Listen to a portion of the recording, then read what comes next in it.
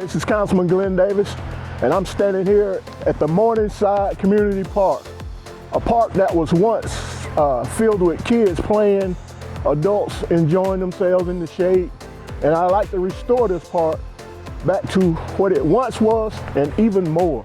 Blessed to get to work with Councilman Davis on the District 2 Parks and Recreation Master Plan, which is a four-prong approach, with the first approach being to analyze the existing conditions, conduct the assessment of needs, look at recreational trends not only in the community and in the state, and then design conceptual plans for each park.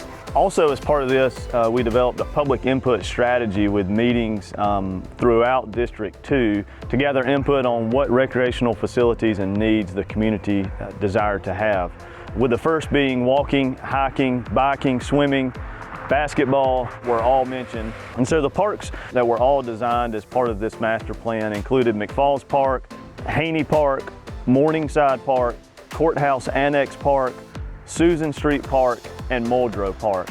And so each of the park plans have components for improvements that are short, medium, and long term. And so those short-term improvements may include ADA accessibility, new playground structures, new picnic pavilions, and new side amenities such as benches, picnic tables, and trash receptacles. You'll also notice for the parks around Broadway Lake that improved recreational boating access is included in that, with kayak launches, improved floating docks, as well as fishing piers. As part of this master plan, we're also looking at implementation strategies, and so that includes cost estimates for each park if they were to be built out in full in one phase, but also funding strategies for each that are local, state, and federal grant resources. And so those local resources may be private grants or private companies contributing to the park improvements. Those state funds may include Parks and Recreation Development Funds, Land and Water Conservation Funds, and other development opportunities from Parks, Recreation, and Tourism.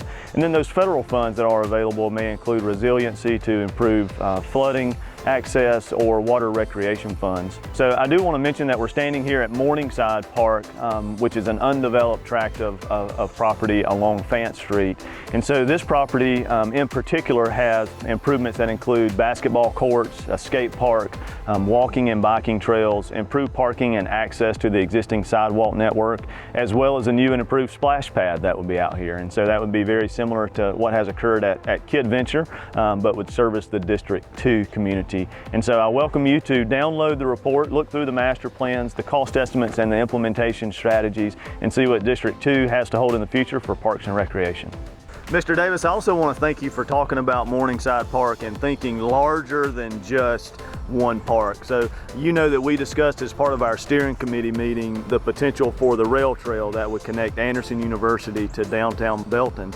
And Morningside is blessed because that potential rail trail has a direct connection to it. So not only will this revitalize a community, this park along with that rail trail of 10 miles in length will help revitalize all of District 2 and portions of District 3 as well. So this is going to be a win-win for the entire community. It will be a win-win for the entire community. I'm looking forward to it. Absolutely.